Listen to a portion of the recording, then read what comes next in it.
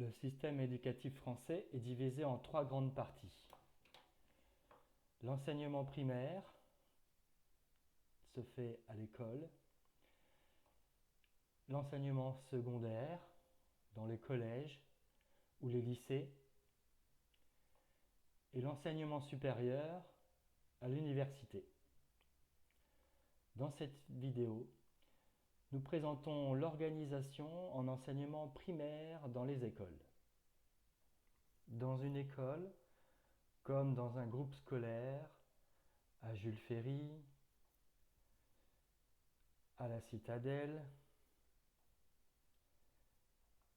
à Aristide Briand, à l'école Cavaillès, au groupe scolaire de Jean-Pierre Branat, à Malégary,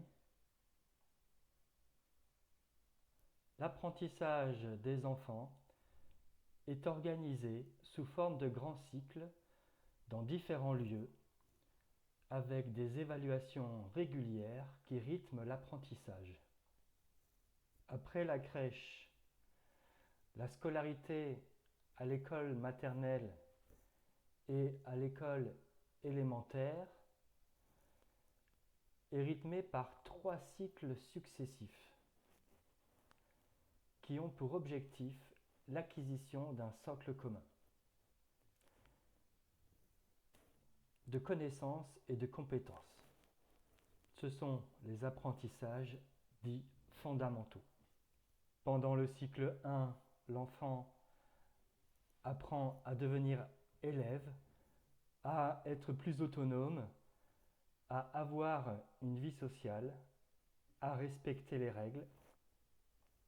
Le cycle 2, c'est le début des apprentissages fondamentaux, à lire et à écrire par exemple. L'enfant apprend à résoudre des problèmes. Au cycle 3 également, mais de plus en plus compliqué. Un groupe scolaire est un ensemble de 2 écoles.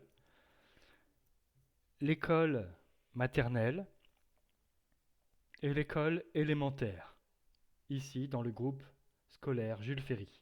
Dans les écoles, on trouve 3 types de publics, bien sûr les enfants, mais aussi les adultes, qui à l'école sont divisés en 2 parties qui travaillent ensemble tout le long de la journée.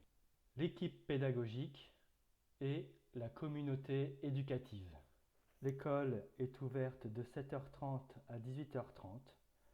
Dans la journée, les enfants passent simultanément du temps scolaire avec l'équipe pédagogique, c'est-à-dire les instituteurs et institutrices, et sur le temps extrascolaire avec la communauté éducative, qui sont par exemple la direction, l'infirmière, mais aussi le personnel non enseignant, par exemple les agents municipaux qui entretiennent les lieux, les ATSEM, les agents territoriaux pour les maternelles, les accompagnants et aussi l'association des parents d'élèves. Les associations de parents d'élèves proposent des activités sur le temps périscolaire, après la classe, des activités comme le jardinage, la musique, les échecs, la danse hip-hop, les arts plastiques, le théâtre, l'anglais, la langue basque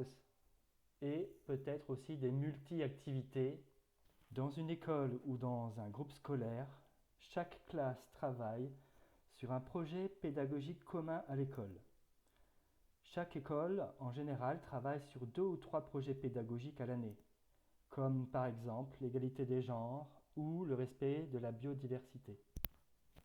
Tous les instituteurs et institutrices travaillent à leur manière pour que chaque classe échange sur un thème commun.